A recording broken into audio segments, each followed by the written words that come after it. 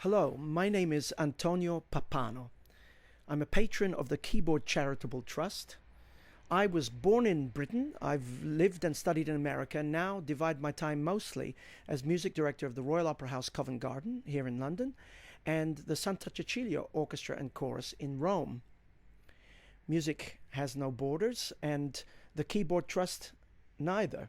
Over its long history, it has presented young concert pianists of 34 different nationalities, offering them performing opportunities internationally and now globally by means of these internet broadcasts. All are ready to grace the great concert halls. I now invite you to hear them in conversation and in concert. Please remember their names, then ask the Keyboard Trust to send them to perform where you are. Then you too will have helped to accomplish our true mission. Thank you very much.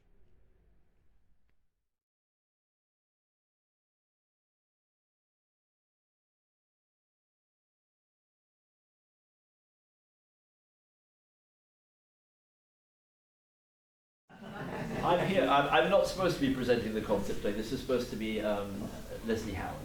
But last night he gave his 75th birthday concert in the Wigmore Hall. Wonderful success. He got so tired, he asked me if I would introduce the concert play and to do the interview afterwards. As Ruben is from Catania, his parents are here from Catania. They flew in the day before yesterday, flying out this morning very early. It may be that after the interview I might have to translate a little bit, but I think Ruben speaks very good English.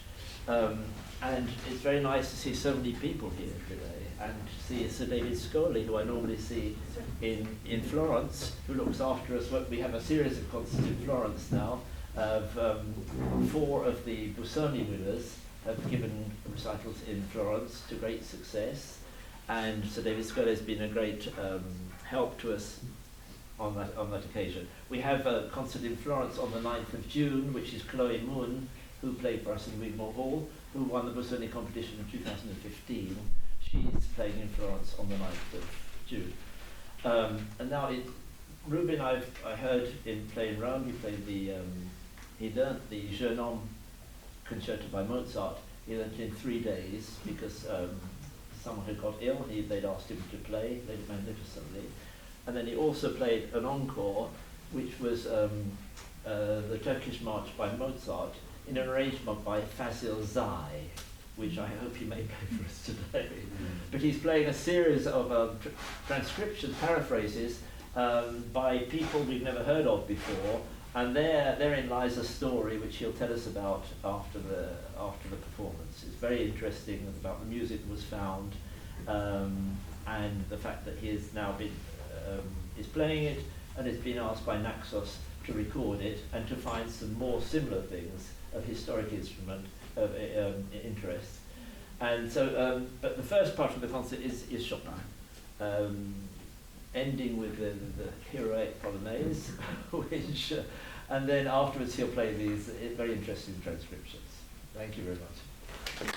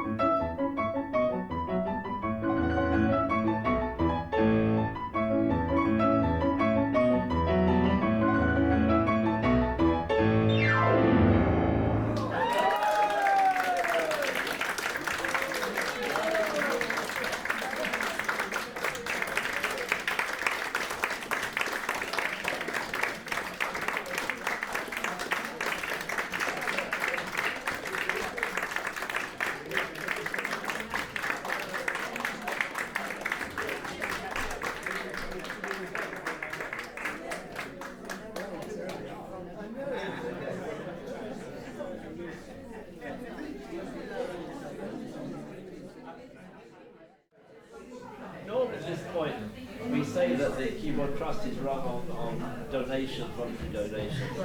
And we try and give concerts to these wonderful pianists who've got to this stage of piano and then cannot find enough concerts. You only learn by playing in public. And so this is what we try to do. John and Loretta, who are sitting at the back there, they created this for us 38 years ago, I believe. Yes, it was John's 60th birthday when he created this for his wife. John, on Friday, if I may say, is going to be 98 years old. Wow.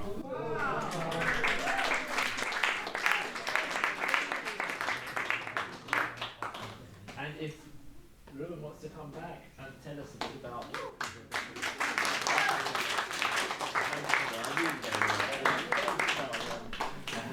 yeah, well, you have to sit down. Well, I'm exhausted too, just listening to you play all those notes, yeah. Because I heard you play that encore in Rome, and I thought it was by Volodosh, and you said, no, it's by Fantasie, which I didn't know. He said, because there's a Volodosh one as well. And I think on a recent recording, Kantorov has played the Volodosh one, and I think another pianist has done the Fantasie one. They've both done the same. Yes. They've both done the same. But tell me, why you're immersed in this style of piano playing, which is the style of the golden age of piano playing, let's say of Levine, Rosenthal, Rachmaninoff, not to say started by Liszt and Thalberg. Yeah. But you told me a very interesting story, because now you've been discovered that this is a repertoire that you play so brilliantly, and you've been asked by Naxos to record some of these things. What you were telling me the story about the piece that you found, which was given to you. Yes. Can you tell us a bit about that? That was the Absolutely. final, the last piece you played by Norma, Exactly. which are using all the tunes that Listener doesn't Yeah. use, except for the last one. He doesn't use the Castadino or any of those tunes at all, and this person uses all those ones that Liszt didn't choose. And I think he's more or less the same period as Liszt. Yes. Yeah. So, 18th century. the music. How did you come by the music? What's the story behind this? The idea of the project was born thanks to this lady who a few years ago gave me as a gift this book, this score that was probably more than 100 years, because it was given to her by her teacher. Where is this? It's in Catania? In Comiso. It's actually more in the south, near Ragusa. I see, yeah. Okay. And she lived in the same place as I lived, in Comiso, and she didn't have any families who were in the musical industry, in the musical environment. So she found me because she had friends of my family, and she told me all the time, since I was probably 15 years old, you have to play this for me, please. And I started to learn this piece for her. Then after years passed, she passed away a few years ago. And thanks to my producer, who really liked this piece, he said, you know, this could be actually a project. And that's how I came around and came to learn that there's such a big universe about fantasies and paraphrases by composer, well known, such as Liszt and Thalberg. Duvernoy is very famous for children exercises, known for composition. RAFF is actually a little bit more known. Eugenia Appiani is actually a female composer who lived in Milan during the 18th century. So it's wonderful to discover these pieces that were never played by anyone. So, and you're going to record it, you say, you're going to record it quite soon. Yeah, this year I'm going to record it, and I think next year. You live in Catania, which is in Sicily, but you're going to record it in Bolzano, which is almost in Switzerland. The opposite. But the technical means to do it, because I see you have very large hands. How did you start to play this? Technically, how did you begin to play the piano? How did you begin to acquire a technique of such ease, je peux les ease, let's say? Well, I started with my teacher who was Serbian. She had Russian school when I was 5 years old. This was in Catania, which is your home country. Also in Comiso. Oh, yeah. After I started to study in Catania with Professor Giovanni Cultrera, who studied with Petrushansky, so always the Russian tradition was. And then the more I went, the more actually I was in love with Liszt. I won the competition, and after a while I took a step back from Liszt, and I said, I need to find something else that actually is pretty similar to this. What about Thalberg? Have you been to the Thalberg? Well, Thalberg, I was thinking about it, but then I turned around and said, okay, it's also very well famous, so Yes. let's see what I can find that no one else. So you researched all these pieces? I actually searched it in libraries, digital libraries such as Milan and Rome and Naples. You've been into the archives and you've delved, like our exactly. Leslie Howard. This is exactly what Leslie Howard did. And last night he played 2 pieces by Liszt, which were found, I think, very recently, only about 10 years ago, in the archives. There's a lot of music in archives that gets left there, and it needs someone with the right eyes and the wish to do it, to find this piece of paper that may be hidden away with other pieces of paper in the archives in Milan, in Naples, very famous archive, all over Italy. That's why we call Italy the Museum of the World, because these things can still be found. Yeah. But maybe in other places as well, because I see the one that Leslie played yesterday. It was found in a foundation in America, which was music that had been left to a university. Yeah, but it depends on the music, it depends on where the composer actually lived sometimes, and he left music there. And a lot of the music is also sold in auction, and it's owned by someone, exactly. and when they die, they leave it to the university. Yes, I know that Leslie said he recorded all the works of Liszt, apart from one piece, which was actually sold at Sotheby's, and they wouldn't let him see the piece, and they wouldn't tell him who bought the piece, because it was sold for some vast sum, and it's about the only piece that Leslie has not actually recorded yet. He's done all the other. Then I see you studied with Aquilus de Lavinia, who was a great friend of mine. He used to play with a lot in my theatre in Rome. Yeah. I was 12 when I started studying with him, so it was like a grandparent. It was like a granddad. Yes, he's a lovely man, wasn't he? Until the end, practically. Oh, really? Yeah. And lately, after the pandemic, I didn't have the chance to see him again, so it was such a pity that I couldn't see him. He came to London. He came to give a masterclass in the Guildhall, and that's where I saw him. He came to my theatre in Rome many, many years to give masterclasses and concerts in Rome. But I think, where did you study with him?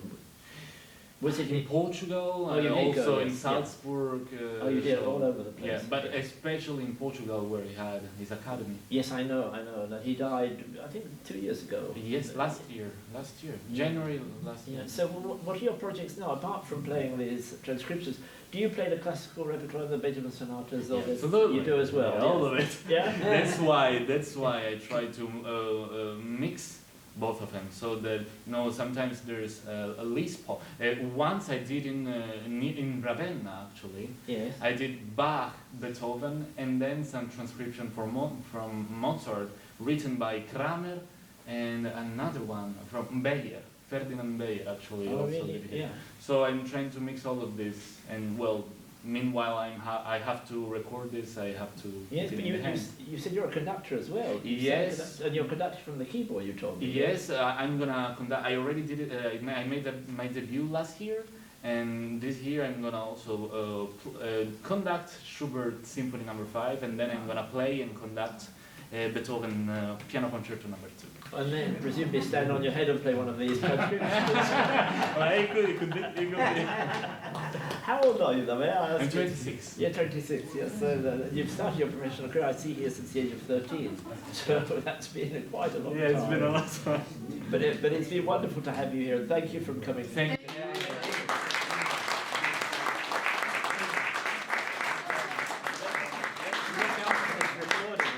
Out, do let us know. We'll promote it by the Keyboard Trust. Absolutely. It's been wonderful to see you. Thank you. Thank you for coming. Thank you. Thank you. Thank you.